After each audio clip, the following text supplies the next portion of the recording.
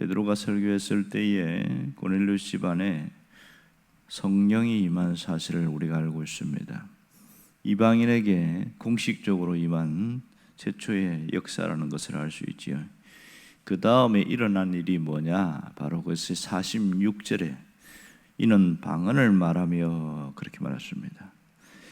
당시 상황을 한 번 더 생각을 해보면 베드로가 사람들 앞에서 전하는 복음이 화평의 복음이다 이렇게 이야기했잖아요. 이것을 듣는 사람들에게 동시에 성령이 임했습니다. 그 결과로 나타나는 것이 방언이었죠.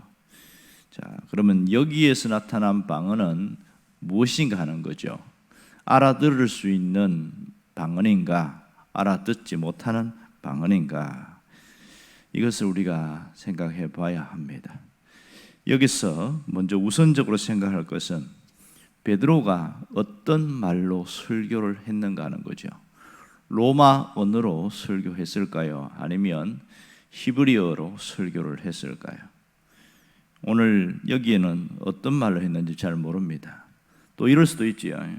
베드로는 히브리어로 설교했을 때에 통역을 통해서 로마어로 전할 수도 있습니다. 그러나 정황상 보면 베드로가 통역을 통해서 했다는 그런 말들이 없고, 모든 거 보면 베드로가 히브리어로 설교했을 것이다. 어쩌면 그 당시에서는 아람어로 설교했을 가능성도 상당히 많습니다. 히브리어는 문자적인 언어고 아람은 일상생활 언어니까 아람어로 했을 수도 있지요. 근데 놀라운 것은 여기 앉아있는 로마 사람들이 그것을 로마어로 알아들었다는 사실입니다. 특별히 이 말에 대해서 하나님 감사합니다, 할렐루야 이런 것들이 다 알아들었다는 것이 굉장히 특이한 것이죠. 이런 현상에 대해서 방언으로 말하더라. 물론 이 방언을 말하더라 하는 것은 이 로마 사람들의 성령이 임했을 때 나타난 결과로 말하는 겁니다. 그러면 그들이 방언으로 말했을 때에 베드로가 그 말을 알아들었을까요? 못 알아들었을까요? 상당히 의문점이 되겠죠. 그럼 여기 말하는 방언이 무엇인가, 이 부분을 우리가 알아야 합니다. 여기서 말하는 방언은 복음을 전하는 데 소통케 하는 신비로운 역사, 이걸 방언이라고 합니다. 복음을 전하는 데 서로 소통케 하는 신비로운 역사다는 거죠. 베드로는 분명히 자기 나라 말로 말을 했어요. 그런데 듣는 사람들은 자기 언어로 들었다는 사실입니다. 로마 사람과 히브리 사람이 한데 어우러져 있죠. 베드로와 함께 온 사람들은 6명의 그리스도인들은 히브리 사람들입니다. 그러니까 그들은 히브리 유대인들이죠. 그리고 나머지 수십 명 혹은 더 많은 사람들은 로마 사람들입니다.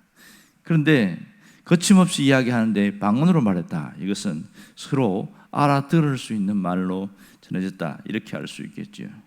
또 하나는 이 베드로의 이 말은 가운데 선교적인 의미의 방언이 있다는 것을 알아야 됩니다. 언어의 장벽을 넘어서 하나님의 복음이 전파되는 그런 놀라운 역사, 이것이 방언이었고 오순절 역사가 나타난 것이 바로 여기서 나타난 겁니다. 이러한 역사는 성경에서 사도행전 2장에서 한 번 더 나옵니다. 그래서 많은 학자들이 고민을 하면서 서로 연구를 하는 결과들을 보는데, 사도행전 2장에 일어나는 역사들을 보면 각기 다른 언어들로 그들에게 전했습니다. 그때가 오순절이니까 외국에서 온 그 이방인들도 있을 것이고 또 디아스포라 유대인도 있었을 겁니다. 그런데 그들이 각기 여러 나라 말을 하고 있는데 지금 120명의 성도들이 말을 하는데 그 나라 말로 알아들었게 된다는 것이죠. 이것이 사도행전 10장에서 고넬료 집에 임한 이 성령의 역사는 그럼 어떤 것인가? 여러 가지가 서로 갈라져 있습니다만은 어떤 분은 사도행전 2장에 나오는 동일한 성령의 역사와 동일한 방언의 역사가 나타날 것이다 이렇게 말하고, 어떤 분은 여기에는 구체적으로 언급되지 않기 때문에 확실히 말할 수 없다 이렇게 표현하는 사람도 있고 그렇더라고요. 제가 확인해 보니까. 그런데 여기서 정황상 보면 선교적 의미가 더 강력하기 때문에 아마도 사도행전 2장의 그 역사와 비슷하지 않을까 이런 생각을 하게 되었습니다. 특별히 여기에서 방언은 복음을 증거하는 수단으로 주어졌다는 것을 우리가 눈여겨봐야 합니다. 그러니까 모든 사람들이 이제 입을 통해서 그들의 증언을 통해서 복음을 전하는 수단이었고, 또 하나는 방언을 말함으로써 복음을 알아듣게 되었다, 이것이 특징이고요. 세 번째는 각 사람들이 자기의 언어로 복음을 들을 수 있는 기회가 주어졌다는 것이 이게 놀라운 특징이죠. 지금도 방언이라는 게 있죠. 2000년 전에도 있었지만, 근데 방언에 대한 오해들이 종종 있습니다. 이 방언이 우리가 듣는 그런 소리가 천사의 소리인가, 또 하나는 이것이 하늘 언어인가 하는 부분이고요. 세 번째는 성령의 음성인가 하는 거고, 그리고 네 번째는 성령 충만의 대표적인 현상, 이런 걸 보는 사람들이 있습니다.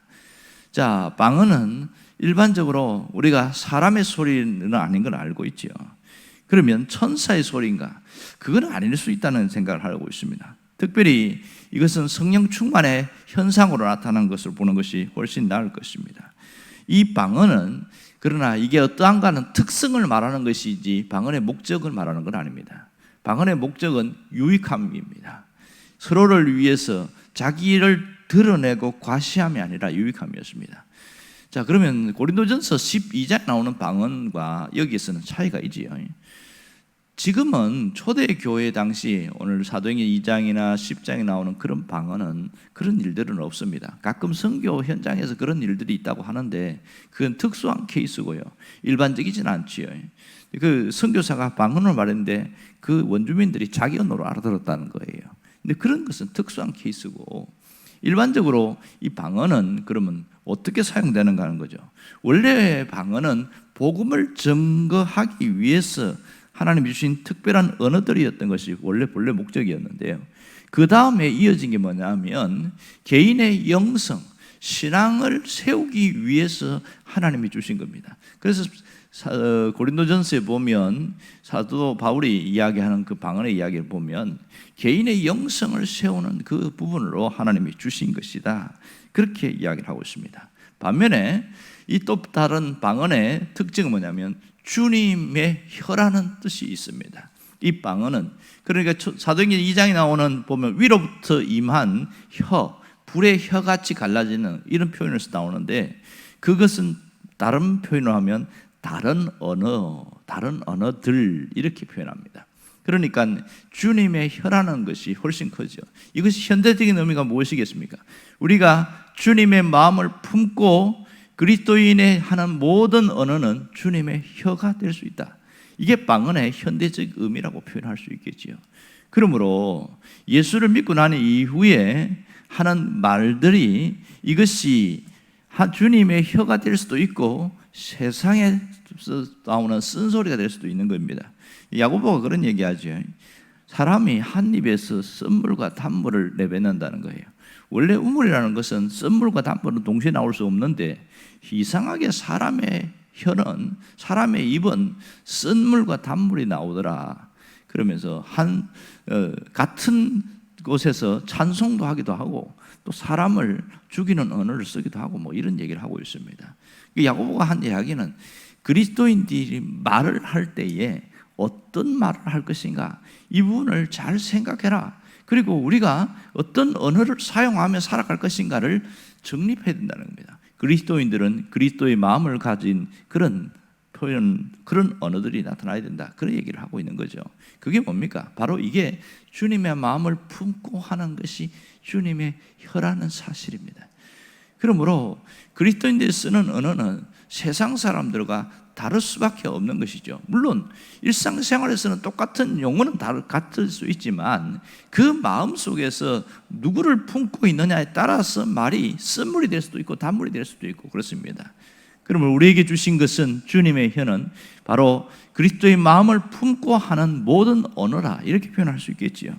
여러분, 천사의 방언을 우리가 할 수도 없고 할 필요도 없다고 생각합니다.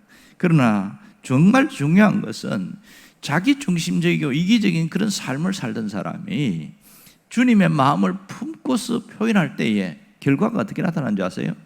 사람을 살리는 언어를 하게 되어집니다. 우리가 썸물과 단물이라고 할 때 뭐라고 하냐면 내가 하는 말이 상처를 주고 사람들에게 정신적인 고통을 주고 그렇게 하는 것은 죽이는 언어, 썸물이라고 표현하고, 내가 하는 말이니 사람을 살리고 용기를 주고 힘을 얻게 하는 것, 이것은 단물이다, 이렇게 표현하고 있는 것이지요. 여러분, 우리는 하루에 정말 많은 말을 합니다. 물론 어떤 분은 말을 적게 하는 분도 있긴 하지만, 그러나 내가 하는 말이 주님의 마음을 품고 했을 때는 그건 곧 단물이 되어지고, 이것은 바로 나를 통해서 주님이 나타날 수 있는 것이죠. 서로 격려하는 그런 말이 방언의 의미라고 할 수 있겠죠. 사람을 살리는 언어가 방언의 의미입니다. 그러므로 오늘 우리가 이런 개인적인 영성을 위한 것보다는 더 중요한 것은 서로를 격려하고 사람을 위로하고 살릴 수 있는 그러한 표현이 나타나는 그런 언어가 우리 생활 속에 나타나야 됩니다. 그것은 끊임없는 훈련과 말씀을 통하여 정제되어질 때에 우리의 언어는 달라질 수 있습니다. 그 언어는 그 사람의 속에 있는 그 안에 있는 신앙이 결과물이다. 어떤 분이 그런 얘기를 하고 있더만요. 그러므로 신앙이 좋은지 안 좋은지 두 가지를 통해서 알 수 있다고 그래요. 하나는 그 얼굴의 표정과 그의 모습을 보면 저 사람이 정말 신앙인으로 살아가는지 아닌지 알 수 있다, 이런 얘기하고, 또 하나는 그분이 쓰는 말과 몸짓을 통해서 신앙이 어떠한지를 알 수 있다는 겁니다. 사실은 언어가 더 앞서겠지요. 사람들이 화가 나고 힘들고 하면 쓰는 용어들이 있는데, 그러나 신앙이 성숙되면 정제되어지는 그런 말이 나오더라. 이것이 진정한 신앙의 모습입니다. 우리가 쓰는 용어들이 늘 함께하는 말들이지만 점점 거듭나고 달라질 필요가 있다는 거죠. 오늘 성령이 임했을 때에 이들에게 방언이 임한 것처럼 그것은 하나님께서 성령이 역사할 때 나타난 하나의 현상과 결과였습니다. 우리에게는 그리스도의 영이 함께함으로써 우리의 언어가 점점 성숙되어지고 달라질 필요가 있다는 것입니다.